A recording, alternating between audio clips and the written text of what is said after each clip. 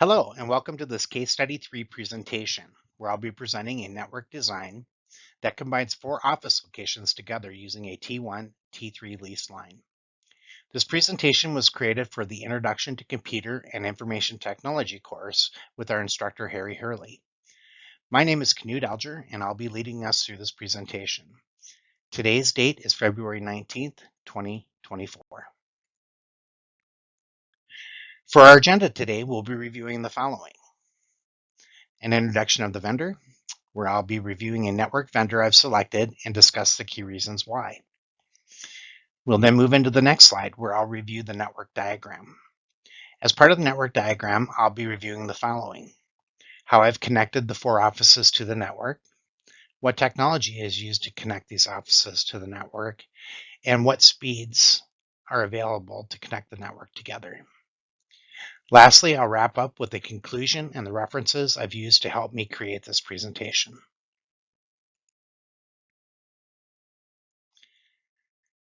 As you can see in this slide, I've chosen the vendor Comcast. Comcast Ethernet Virtual Private Line provides businesses with the opportunity to connect multiple offices together regardless of their geographic location, and they can do so by providing a dedicated connectivity. The Ethernet Virtual Private Line allows businesses to establish one or more virtual connections that support Service Multiplexed User Network Interfaces, or UNIs. This allows businesses to connect multiple internet virtual connections with a single physical line. Scalability is another component. Customers can scale the level of service from 1 megabyte per second to 100 megabytes per second. Another component is that it's secure and a private connection. This allows customers to transfer data securely over Comcast private network, thereby bypassing the public internet. Performance reporting is another key component, where businesses can view connectivity statistics via a secure web portal for the previous day, week, or month. Another component is 24/7 Priority Support Team. Comcast Network Operations Center, or NOC, is supported by a dedicated team that proactively monitors the business network down to the premises. According to Comcast, 80% of the internet outage tickets that are generated by Comcast itself, so they're often able to spot problems before the business does. Another key component is that Comcast provides information security program. Comcast Ethernet Virtual Private Line provides safety from a variety of threats with a 24/7 monitoring system.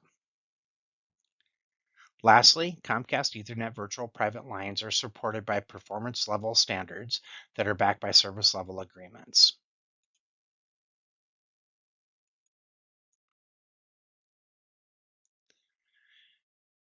This is our network diagram. And as part of this diagram, you'll see that I've used four offices, which include the main office and three satellite offices. As the network diagram reflects, I've utilized a Comcast Ethernet Virtual Private Line to connect the main office to the internet, whereas the three satellite offices can connect to the internet through a standard broadband line. Together with the required hardware for each location, this creates one physical connection between all four offices.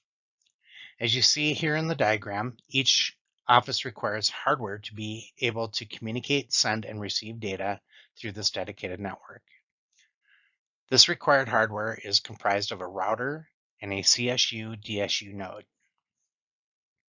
The main function of the router is that in this diagram is that it allows multiple devices to use the same internet connection by inspecting a given data package destination IP address, then calculates the best way for it to reach its destination and then forwards it accordingly. As you see in the diagram, the router passes the data packets through the CSU/DSU node. You may, however, be wondering, what is a CSU/DSU mode? The Channel Service Unit, or CSU, and the Data Service Unit, DSU, is a hardware device that converts a digital data frame used within a local area network, or LAN, into a frame appropriate to a wide area network, a WAN, and vice versa. Essentially, it acts as a translator between the LAN data format and the WAN data format. Let's assume for a moment that data is being sent from the main office out to the 3 satellite offices. This data will be sent from the LAN of the main office, passing through the router and into the CSU DSU, where it is converted into a WAN data format. However, when received by the satellite offices, the data passes through the CSU DSU, where the data is then converted back to the LAN data format, where the router will determine the destination IP address and forward the data appropriately. It's important to note that the hardware for each office location needs to be set to the same communication protocol.